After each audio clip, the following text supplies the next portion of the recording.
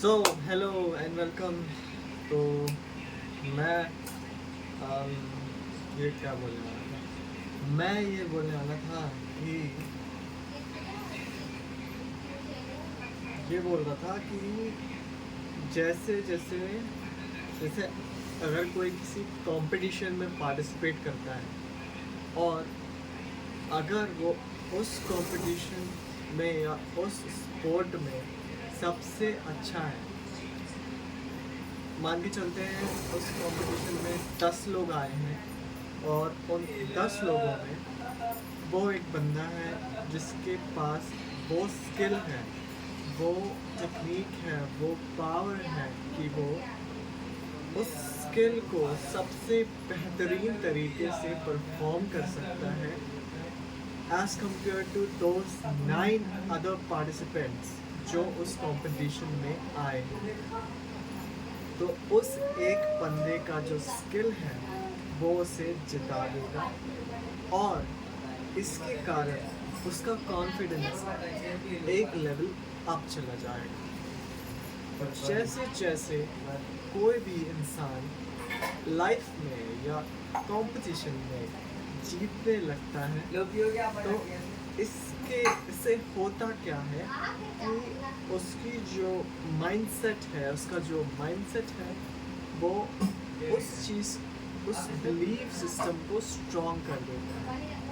तो let's say अगर आपने 10 कॉम्पिटिशन्स में पार्टिसिपेट किया एज द पार्टिसिपेंट और आपकी स्किल उस लेवल पे है जिस लेवल पे आपके कंपटीशन में कोई नहीं है, लोकली कोई नहीं है, और मान लेते हैं 10 कॉम्पिटिशन्स में से आप 8 जीत जाते हैं और बाकी 2 में आपकी सेकंड या थर्ड रैंक आती है, तो तब भी आपका बिलीफ सिस्टम आपसे ये कहेगा कि मुझसे अच्छा इस स्किल में कोई भी नहीं है और मेरा तो कोई कंपटीशन ही नहीं है।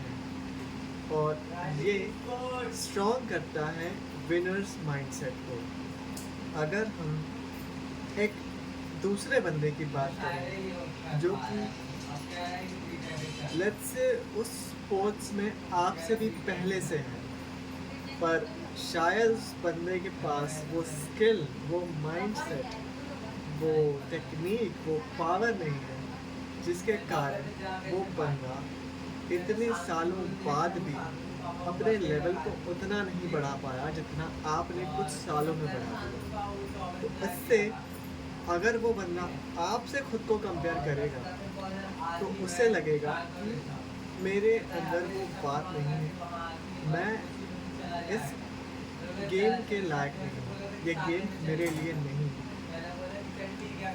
तो उसका मन करेगा, उसका मन जो होगा वो उसे कहेगा कि you are not fit for this game, you should either quit or find something else.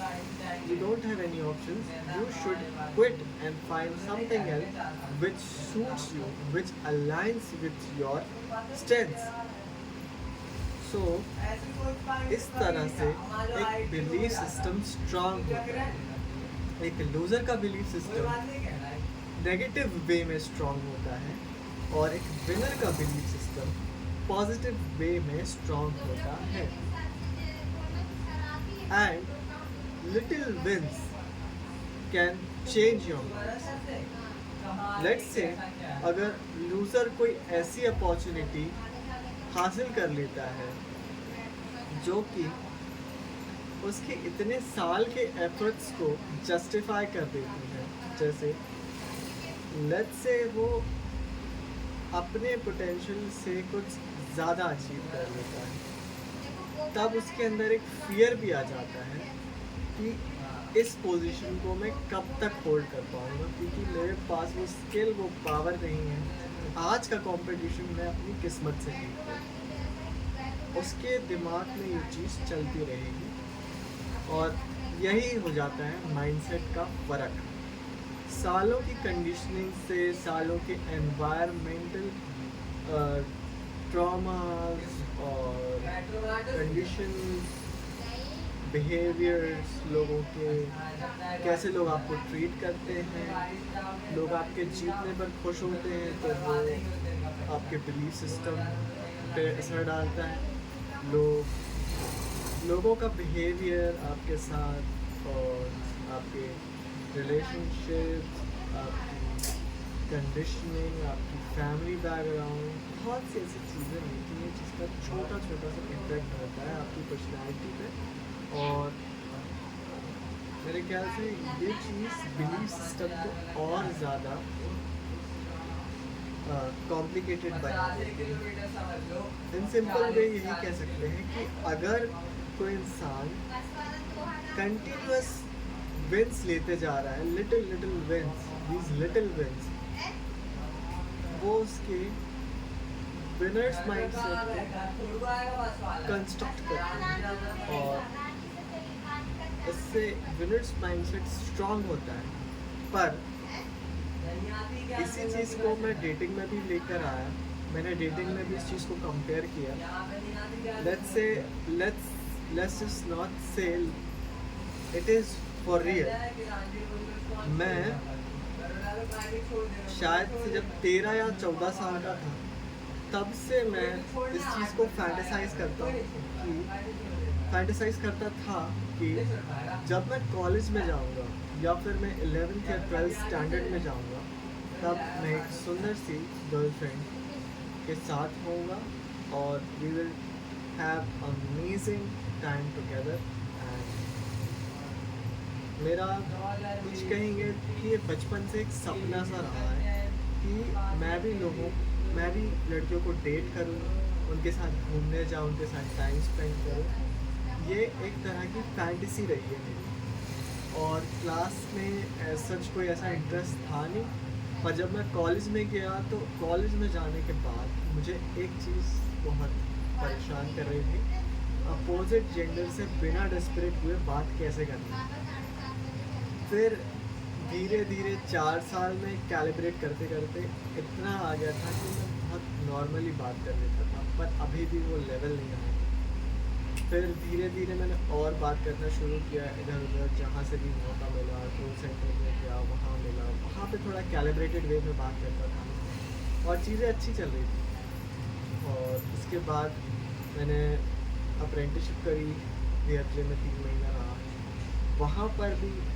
वहाँ पर चीज़ें बाकियों के साथ तो चलो ठीक थी, ओके ओके, सो पर फिर भी एक डेस्परेशन आ जाती है कभी कभी कॉन्वर्सेशन में, कभी कभी नहीं, मोस्ट ऑफ द टाइम आ जाती है।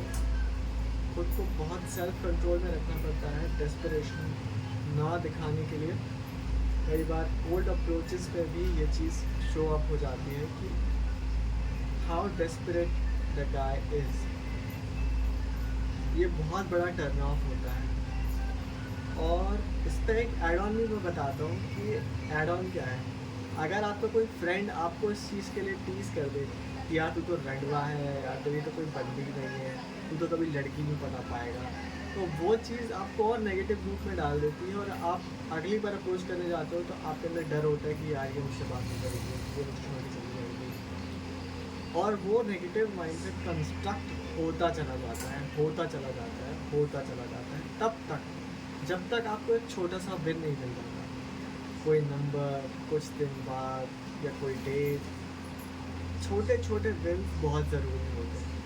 और अगर अभी की मैं बात करूँ तो पिछले 1 साल में कोई भी ऐसा इम्प्रूवमेंट मुझे नज़र में नहीं आया। अभी भी कंडीशन वैसी की वैसी है जैसी आज से 13 साल पहले जैसी थी, वैसी तो नहीं है, पर लेट्स से 25% बेटर।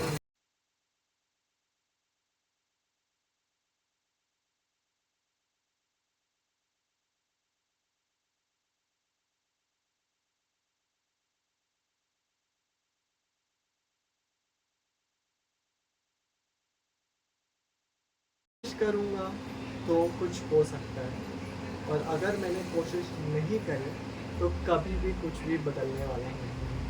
तो मेरे पास एक ही ऑप्शन है, या तो मैं कोशिश करता रहूँ और या फिर मैं कोशिश ना करूँ और रिजल्ट्स कभी चेंज नहीं होंगे, रिजल्ट्स वैसे ही रहेंगे। कोशिश करने से let's say there is a probability कि 5 साल, 10 साल, 12 साल, 15 साल, इतने सालों में कुछ तो इम्प्रूवमेंट आएगा। जैसे पिछले 6 या 7 सालों में 25%, 30% इम्प्रूवमेंट आया होगा डेस्परेशंस में, अंडरस्टैंडिंग में। कुछ चीज़ें अभी भी मेरे समझ में नहीं आती हैं, क्योंकि शायद दिमाग का कुछ फ़र्क है, दिमाग वैसे नहीं काम करता है या फिर थोड़ा स्लो काम करता है, इस वजह से whatever the reasons are, पर चीज़ें बहुत स्लोली बदल रही हैं, बहुत ग्रेजुअली कंपेयर टू पिछले साल। सैलरी भी कोई खास बढ़ी नहीं है, पर स्किल लेवल काफ़ी बढ़ गया है। पिछले 6 महीनों में जितना कुछ सीखने मिला है, उससे थोड़ा सा कॉन्फिडेंस आया कि हाँ, let's see we can do this. So let's see, maybe we can do this right now. All right.